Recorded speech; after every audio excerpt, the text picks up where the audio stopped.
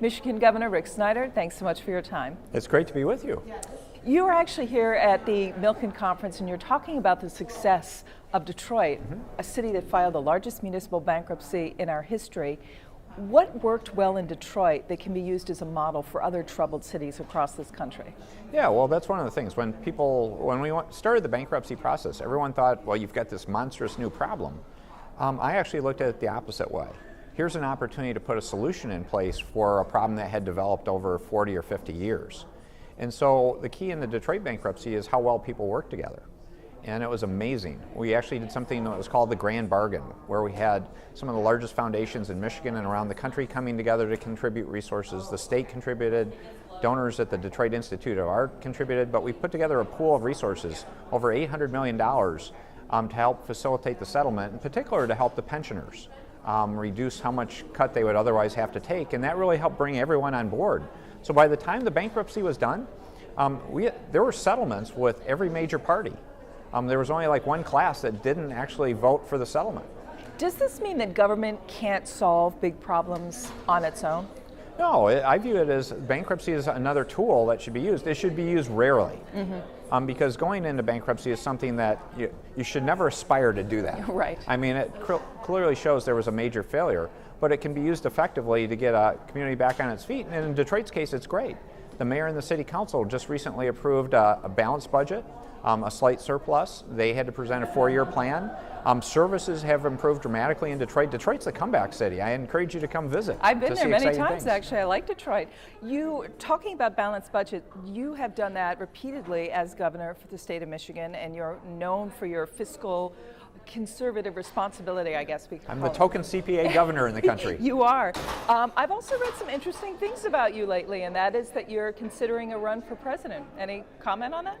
Well, again, it's just something to watch in terms of, I think we need a common sense problem solver for our country. I think we have a broken political culture, and I think Washington's broken in many respects. And Michigan's a great illustration of how you can turn things around. To give you an illustration, you mentioned balancing the budgets. 2 of the 3 years before I became governor, we had government shutdowns in Michigan, just like they've done in Washington. We had a huge deficit. We had to take care of a large debt at the state level. We did all that in year 1. So it sounds like the answer to that question could be a yes. Well, again, I'm not making a decision on that. At this point, I'm just watching what's going on. But again, I'm happy telling the Michigan story of our success. We're the comeback state. And what will be the most important characteristic for the Republican presidential contender this year, whoever that may be? Well, again, if you look at it, I think governors have more experience and some of the needed experience. But I would say, again, let's not just have someone that's going to follow the same model of being a traditional politician. We need to solve real problems. Washington is a mess, and we need to look at things a new way. And my belief and what worked in Michigan is don't blame people, don't fight with people. What's the problem? What's the solution? Get the job done. I know you're not a big fan about talking on social issues, but as you know, the U.S. Supreme Court is about to tackle the gay marriage ban. Michigan is one of those states where the ban is being challenged. What would be the implications to Michigan if the Supreme Court overturns that ban? Well, again, then gay marriage would be permitted in our state. In our state, it really goes long before I became governor. There was a constitutional amendment that the people voted on that essentially banned same-sex marriage.